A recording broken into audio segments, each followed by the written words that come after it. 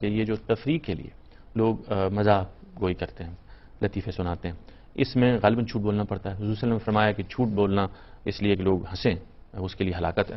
یہ دو بالکل الگ الگ باتیں ہیں۔ دیکھیے بات یہ ہے کہ ایک یہ ہے کہ آپ نے کوئی جھوٹی بات فی الواقع کی ہے۔ جھوٹی بات کا مطلب یہ ہے کہ جس کو لوگ بھی سمجھ نہیں پائے، وہ اس خیال میں ہے کہ آپ ایک سچا واقعہ ہی سنا رہے ہیں اور مقصد لوگ دھوکے میں رہے، لوگ دھوکے میں رہے، تو یہ چیز تو کسی طرح بھی جائز نہیں ہے، یہ تو جھوٹ بولنا ہی ہے۔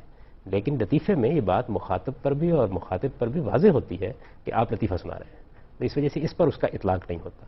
البتہ یہ ہے کہ اس میں کسی خاص گروہ کو، کسی خاص قوم کو نشانہ نہیں بنانا چاہیے، یہ چیز فی الواقع قابل اعتراض ہے اور یہ ہمارے ہاں ہو جاتی ہے۔ یعنی مذاق کے اندر بھی اخلاقی دائرہ ہے، مذاق کے اندر بھی شائستگی، تہذیب ہونی چاہیے، بات ایک حد سے آگے نہیں بڑھنی چاہیے اور لوگوں کو معلوم ہونا چاہیے کہ آپ اصل میں ایک مذاق کی بات کر رہے ہیں، لوگوں کو خوش کرنے کے لیے ایک بات کر رہے ہیں، ہنسنے کے لیے ایک بات کر رہے ہیں، اس سے مقصود کسی کو دھوکہ دینا یا فریب دینا اور اس سے ہنسی اور مذاق پیدا کرنا نہیں ہے۔ ٹھیک ہے، اس بات کا اطلاق اس پر نہیں ہوتا، لیکن اس روایت کا پھر صحیح مفہوم کیا ہوا؟ یہی مطلب ہے کہ بھائی بات یہ ہے کہ جھوٹ بولنے کی عادت نہیں آدمی کو ڈالنی چاہیے، یعنی آپ ایک جھوٹی خبر اڑا دیں۔ آپ دیکھیے جیسے اپریل فول منایا جاتا ہے تو اس میں اصل میں آپ دوسرے کو بیوقوف بناتے ہیں واقعتاً، یہ چیز جو ہے یہ بہت قابل اعتراض ہے، ہر لحاظ سے قابل اعتراض ہے۔